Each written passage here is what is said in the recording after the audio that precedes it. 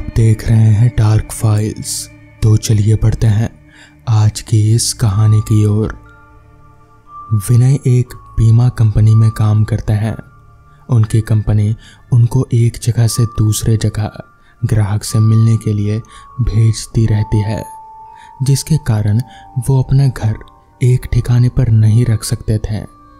इस बार उनको नेपाल के छोटे से पहाड़ी इलाके में जाना था, करीब 1 महीने के लिए। इसलिए इस बार उन्होंने अपनी पत्नी को भी साथ ले लिया। परिवार में सिर्फ वो और उनकी पत्नी ही रहती थी। विनय और उसकी पत्नी दोनों नेपाल के लिए निकल पड़े। वैसे भी ठंड का मौसम था और नेपाल में ऊपर से बहुत तेज बर्फबारी हो रही थी। वो लोग अपने घर पहुंच चुके थे। अपने घर तक पहुंचने के लिए उनको बहुत संघर्ष करना पड़ा, क्योंकि घर छोटे से गांव के एक पहाड़ी इलाके में था, जिसकी वजह से दोनों बहुत थक चुके थे। रात के 12:30 बज चुके थे।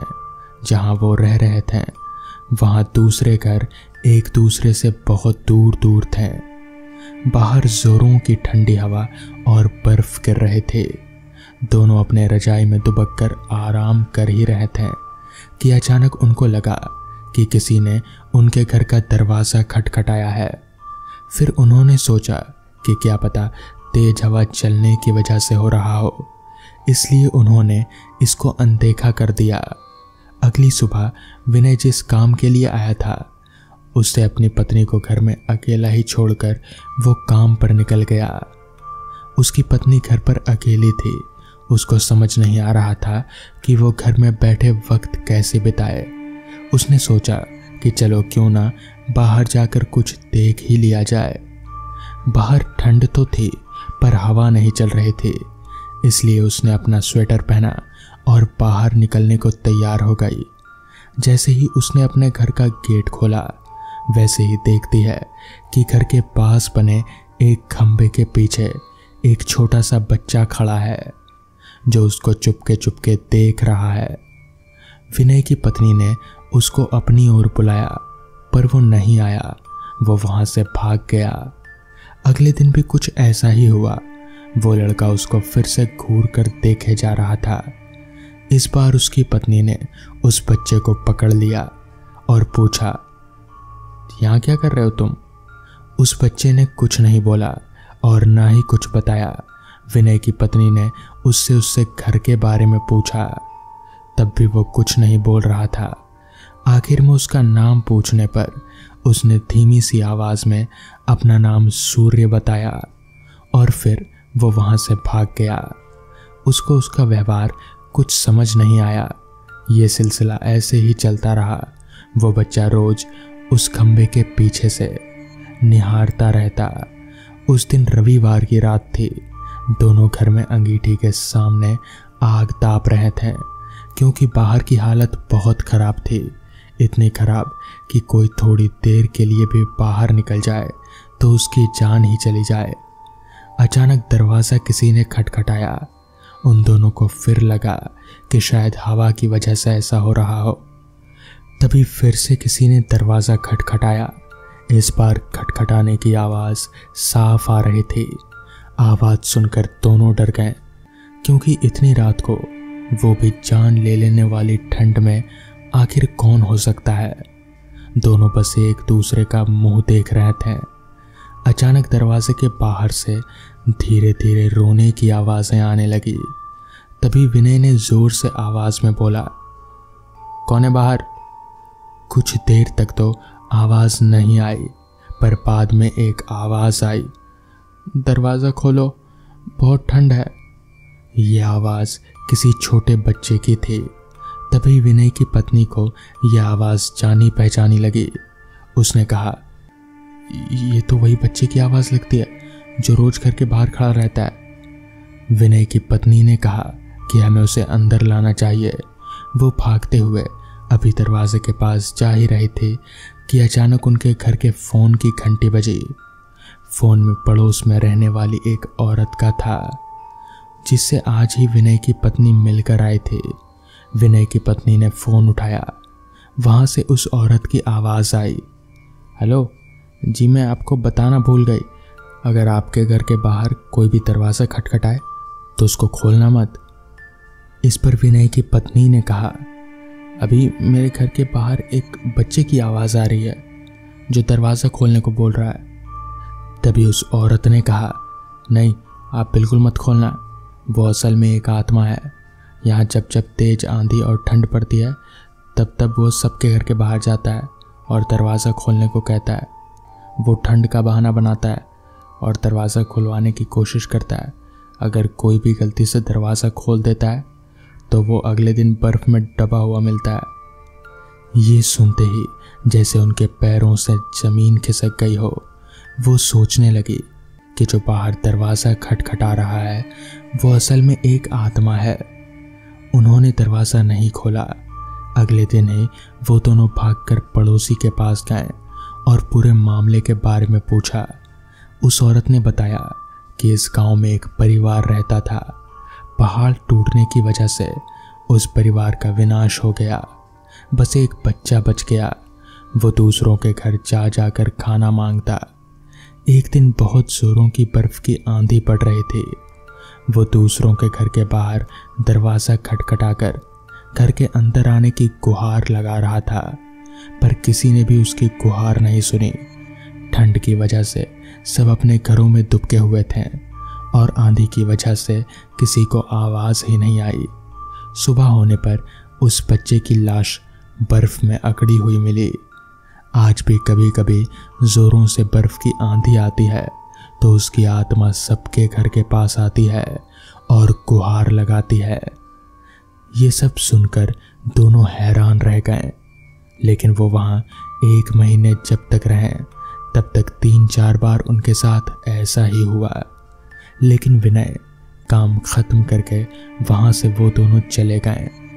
पर विनय की पत्नी के दिमाग में एक रहस्य हमेशा बना रहा कि उस घटना के बाद जो बच्चा उस घर के रोज बाहर दिखता था वो कभी नहीं दिखा। तो दोस्तों, ये थी आज की पहली कहानी। तो चलिए बढ़ते हैं आज की दूसरी कहानी की ओर। रात के तकरीबन 11:15 बजे जब मेरी आंख खुली तो बस अभी भी चल ही रही थी। वक्त को देखते हुए खुद को अभी भी बस में पाकर मेरा दिमाग घूम गया। मैंने एक दफा अपनी निगाहों को बस में चारों तरफ घुमाया, मगर मेरे अलावा दूसरा कोई पैसेंजर बस में मौजूद ही नहीं था। खैर, मैं चलकर बस के सामने की ओर ड्राइवर और कंडक्टर के पास गया और कंडक्टर पर चिल्लाते हुए बोला, कैसे बस चला रहे हो तुम लोग? कृष्णागढ़ अभी तक नहीं आया। मैं 4 घंटे से बस में बैठा हूँ। तुमने तो कहा था 2 घंटे का रास्ता है। इस पर कंडक्टर बोला, भाई साहब, रास्ता 2 घंटे का ही है। आप जब सो रहे थे तब एक बार रास्ते में हमारी बस खराब हो गई थी, इसलिए इतना वक्त लग गया। तभी मैंने बोला, देखो बहाने मत बनाओ, मैं कोई दूध पीता बच्चा नहीं हूँ। मेरे इतना बोलते ही हम तीनों के बीच बहस चालू हो गई। इससे पहले कि बहस बढ़ते बढ़ते हाथापाई तक आ जाए, तभी कंडक्टर बोला, 1 मिनट, देखिए साहब, हम आपको कृष्णागढ़ तक पहुंचा देंगे, पर डबल भाड़ा लगेगा, वरना आप यहीं पर उतर सकते हैं। ये सुनकर तो मेरा पारा 7वें आसमान पर चढ़ गया, मगर मैंने खुद को काबू किया क्योंकि वो 2 लोग थे और मैं अकेला। इसलिए मैंने खुद को कंट्रोल करते हुए कंडक्टर से कहा, कोई ज़रूरत नहीं है, मुझे यहीं उतार दो। जिसके बाद बस रुकी और मैं अपना बोरिया बिस्तरा लेकर बस से नीचे उतर गया। मेरे उतरते ही बस वहां से चली गई। कृष्णागढ़ गांव किस तरफ है और कितनी दूर है मुझे कुछ पता नहीं था, क्योंकि मैं अपनी जिंदगी में पहली और आखिरी बार इस रास्ते पर आया था। मेरे अलावा उस रास्ते पर भी और कोई नहीं था। खामोशी और अंधेरे ने उस पूरे रास्ते को ऐसे जकड़ कर रखा था जैसे वो रास्ता इस दुनिया में ही ना होकर कहीं और हो। रास्ते पर स्ट्रीट लाइट तो थे, मगर बहुत दूर दूर पर जिस वजह से रोड तक आधी अधूरी रोशनी ही पहुंच पा रही थी। खैर वहां तो कोई इंसान नहीं था, इसलिए मैंने सोचा थोड़ा आगे चलकर ही देख लेता हूँ, अगर कोई मिल जाए तो अच्छा रहेगा। ये सोचकर मैं आगे की ओर चल पड़ा, मगर उस वीरान रास्ते पर दूर दूर तक मुझे कोई नजर नहीं आ रहा था, सिर्फ सन्नाटा और खामोशी। चलते चलते सामने की ओर एक स्ट्रीट लाइट के नीचे मुझे एक चबूतरा जैसा कुछ बना हुआ दिखा। मैंने सोचा थोड़ी देर वहीं बैठकर आराम करूंगा, फिर आगे का बाद में देखा जाएगा। इसी इरादे से मैं उस चबूतरे की ओर बढ़ने लगा। चलते चलते मैं जब उस चबूतरे के पास पहुंचा तो मैं हैरान रह गया, क्योंकि अब उस चबूतरे के ऊपर एक बूढ़ा आदमी बैठा हुआ था। मगर मैंने जब दूर से इस चबूतरे को देखा था तब तो यहाँ कोई नहीं था, तो फिर यह बूढ़ा आदमी कहाँ से और कब आ गया। खैर मुझे थोड़ा अच्छा भी लगा, कम से कम अब मैं इस बूढ़े आदमी से पूछ सकता हूँ कि कृष्णागढ़ गांव कितनी दूर है। ये सोचकर मैं उस बुजुर्ग आदमी के पास गया और बोला, चाचा ये कृष्णागढ़ गांव कितनी दूर होगा, आपको पता है क्या? इस पर उस बुजुर्ग आदमी ने कहा, वो जगह वहां तो मैं भी जा रहा हूँ, मगर पैदल बहुत दूर पड़ेगा, इसलिए मैं चलकर यहीं पर बैठ गया। उस बुजुर्ग आदमी से ये सुनकर मैं भी उनके बगल में ही बैठ गया और थोड़ी देर सुस्ताने के बाद मैंने उस आदमी से कहा, तो फिर अब कैसे पहुंच सकते हैं कृष्णागढ़? इस पर बुजुर्ग आदमी बोला, अब पैदल चलना पड़ेगा और कोई रास्ता नहीं है, चलो। इतना बोलकर वो बूढ़ा आदमी अपनी जगह से उठकर खड़ा हो गया। उस आदमी के साथ ही साथ मैं भी उठा और हम दोनों आगे की ओर चलने लगे। अभी हम दोनों चल ही रहे थे कि तभी उस बुजुर्ग आदमी ने मेरे से कहा, तुम्हें रात में ऐसे चलते हुए डर नहीं लगता?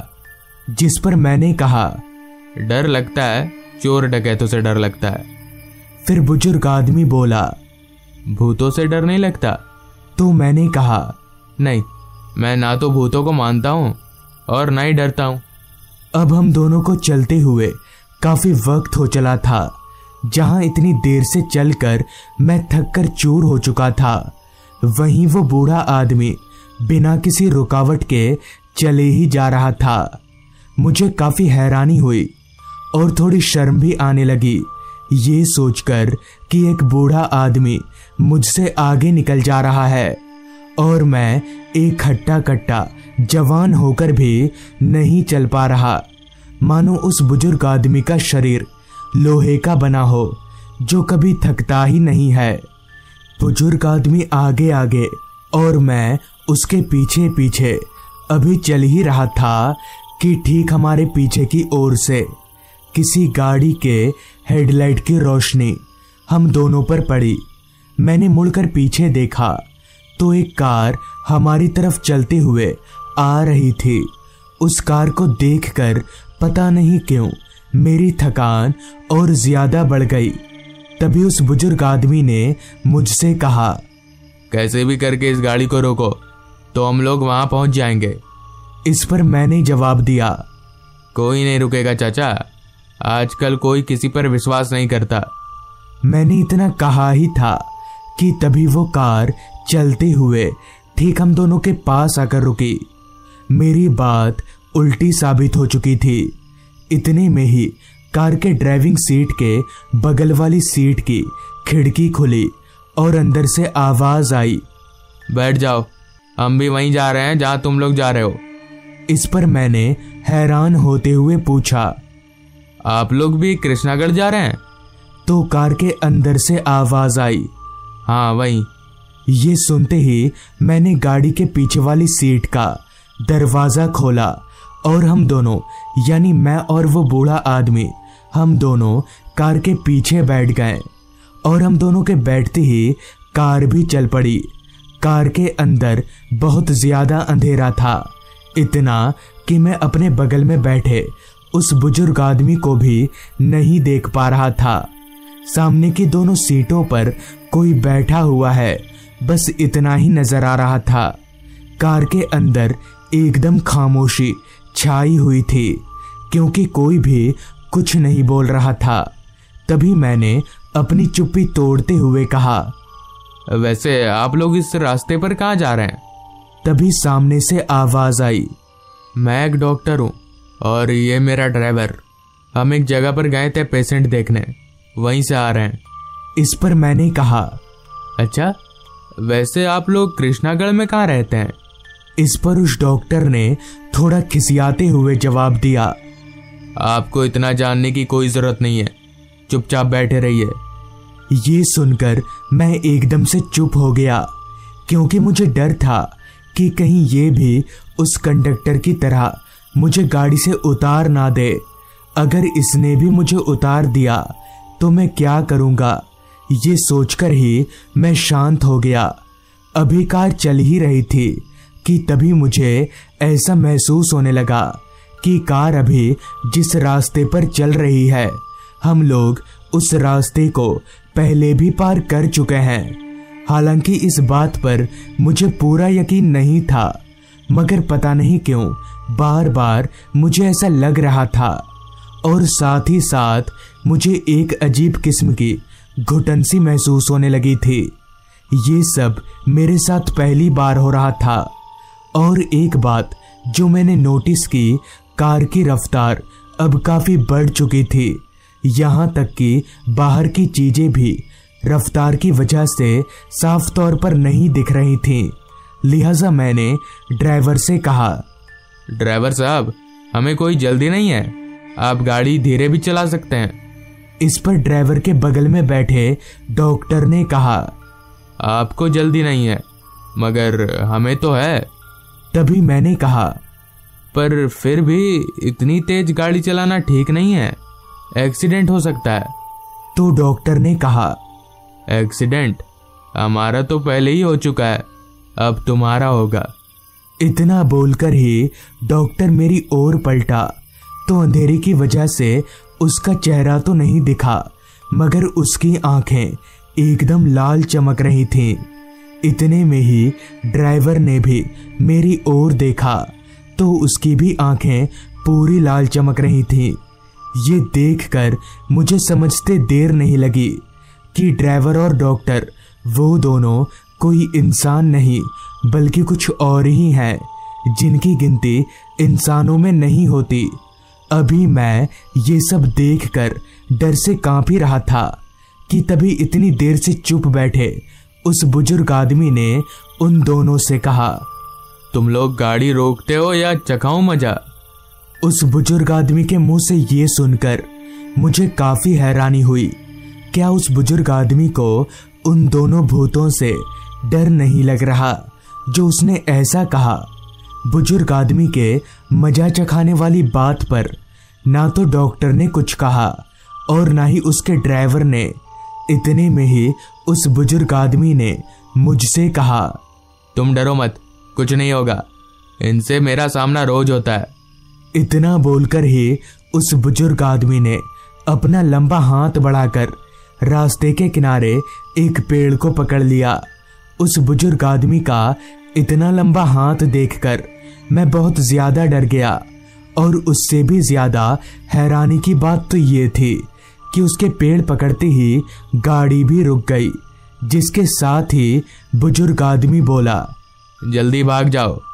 उसके इतना बोलते ही मैं गाड़ी से निकलकर वहां से भाग गया, जिसके बाद मुझे पता चला कि उस रास्ते पर डॉक्टर की एक कार का एक्सीडेंट हो गया था, मगर वो बूढ़ा आदमी कौन था ये आज तक पता नहीं चल पाया।